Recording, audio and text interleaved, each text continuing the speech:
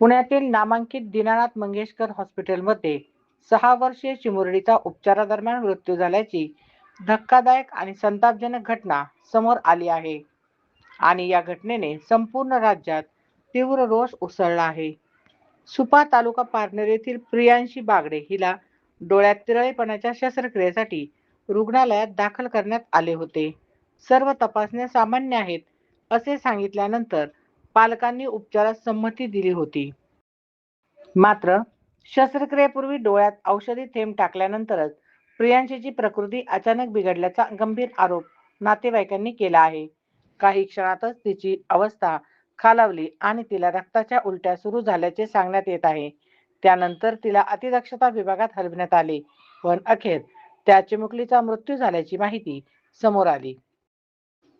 संपूर्ण कुटुंबावर दुःखाचा डोंगर कोसळला। सर्वात गंभीर बाब म्हणजे रुग्णालय प्रशासनाकडून वेळेत आणि योग्य माहिती दिली गेली नाही, असा थेट आरोप नातेवाईकांकडून केला जात आहे, ज्यामुळे पारदर्शकतेवर प्रश्नचिन्ह उपस्थित झाले आहे। या घटनेनंतर खासदार निलेश लंके यांनी आक्रमक भूमिका घेतली असून अनेक गंभीर प्रश्न उपस्थित केले आहेत। सर्व तपासण्या सामान्य असताना अचानक अशी स्थिती कशी निर्माण झाली? शस्त्रक्रियेपूर्वी वैद्यकीय प्रोटोकॉलचे काटेकोर पालन झाले होते का? रुग्णालय प्रशासनाकडून हलगर्जीपणा झाला का? आणि सर्वात महत्त्वाचे म्हणजे या निष्पाप मृत्यूला जबाबदार कोण? एका निष्पाप चिमुरडीचा जीव गेला आहे, त्यामुळे या प्रकरणाची उच्चस्तरीय चौकशी झालीच पाहिजे आणि दोषींवर कठोर कारवाई झाली पाहिजे, अशी ठाम मागणी खासदार लंके यांनी केली आहे। दरम्यान या रुग्णालयाबाबत यापूर्वीही गंभीर तक्रारी समोर आल्या असल्याने आता संपूर्ण आरोग्य व्यवस्थेवर प्रश्नचिन्ह उपस्थित होत आहे।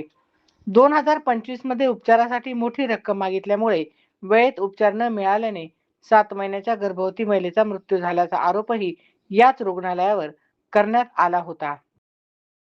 आता प्रियांशी बागडे प्रकरणामुळे पुन्हा एकदा रुग्णालय प्रशासनाच्या कार्यपद्धतीवर गंभीर आरोप होत असून संपूर्ण राज्यातून संताप व्यक्त केला जात आहे।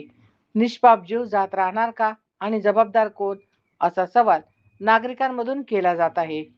ताज्या घडामोडी पाहण्यासाठी सनवार्ता चॅनेलला लाईक करा, सबस्क्राईब करा।